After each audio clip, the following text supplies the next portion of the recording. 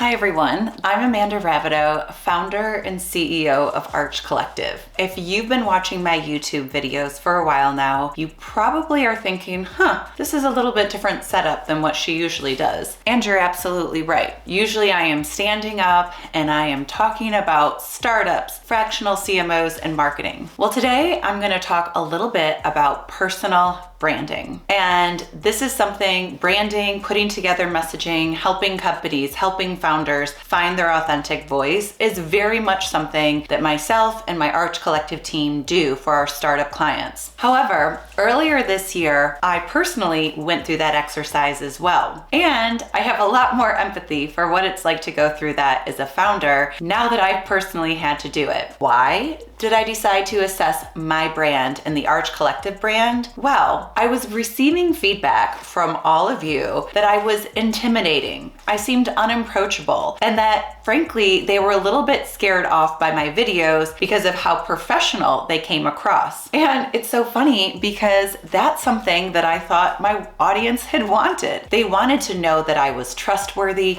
experienced, professional, all my credentials, all of those things. But it turns out that's not the case. There is a more chill side to me. There is a more down to earth, relaxed, vibing kind of person here. And so I thought I would sit down with my favorite tea, which FYI is Tazo Green Ginger. And I do have a second favorite as well, but maybe that's for another day. And that I would just talk to you a little bit more straightforward about the importance of personal branding. And if it's something that you're struggling with, a few tips on how you can reassess and perhaps rebrand yourself in just a matter of days. So with that in mind, let's get started. So in keeping with the theme of authenticity, I want to share, I have notes in front of me. While I work with founders all day long, putting together these videos and sharing all of this content, I absolutely prepare my comments and my thoughts ahead of time. So what I'm going to do in this video is I am letting you know I'm going to be referencing my notes, but there's some really great content here. And the first thing I want to talk to you about is why is a personal brand so important, especially for B2B tech founders and frankly, anyone, someone new to the job force, the workforce, starting their career, and even if you're in the middle of it or the ending stages, the legacy you want to leave behind. Oftentimes we think of personal branding, we think of certainly companies like Nike or Starbucks or Airbnb, you name it.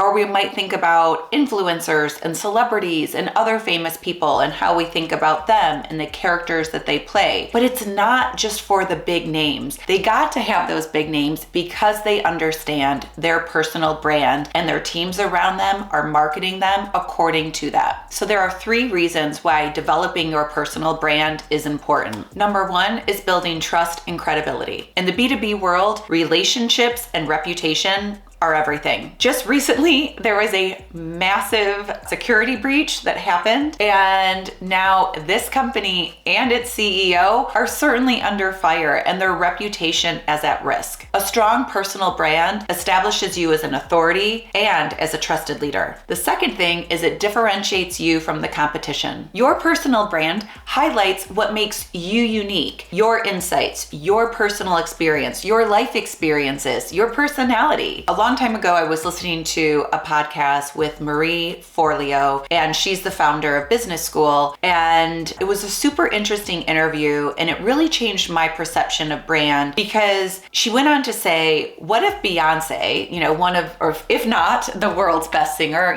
her and let's say Taylor Swift, right? There are 2 women who are blowing it out of the water in the music industry. And what if they had said, oh, there's already a bunch of other singers that look like me or are similar to me, and they didn't go out there and create their music with their personal voice and their branding. Wouldn't we be worse off for it? Now, you may have opinions depending on your preference in music, but the idea here is that every single individual out there, there's only one of us. So tapping into what makes you unique is actually what makes the world a better place. So don't be afraid to shy away from who you are and what makes you special and different, and then bring that into the world. And the third one, and probably the most compelling, is that it drives business growth. Yes, your personal brand can actually drive growth of your business. A well-crafted personal brand can attract clients, investors, and even employees. It can open up doors and to opportunities to help your startup gain traction. In fact, one of the most powerful aspects for startup founders is for them to tell their personal story around why they founded this company. One of my clients, Stacy Edgar, who's the CEO and co-founder of Venture, she has an incredible personal story attached to why she started to start Venture. It has to do with her family and their healthcare situation and how this impacted her life when she and her brother were growing up. Her brother Tim is her co-founder. And these type of stories that are hugely personal, they resonate with potential clients and partners, and it attracts people to your brand if it resonates with them. So don't be afraid to share that personal story. This can actually help your business get media attention and drive growth and attract the customers that are going to be the best fit for your business. So now you understand why a personal brand is so important. Your next question is probably, what are the steps I can take to build an authentic personal brand? I'm going to give you 3 easy steps on how you can do just that starting today. So the first thing you want to do is reach out to the people who know you best. Getting feedback from trusted sources like friends, colleagues, clients in some cases, even teachers or professors that you had in school. Anyone that is a trusted source who knows you well, these are the folks that you want to reach out to. And you want to ask them specific questions to gain insights into how they perceive you. Going back to my personal story, this is exactly what I did with the help of an amazing personal brand specialist, Kat Coffram. What she had me do is send out an email with just a few simple questions to what we then started to refer to as my personal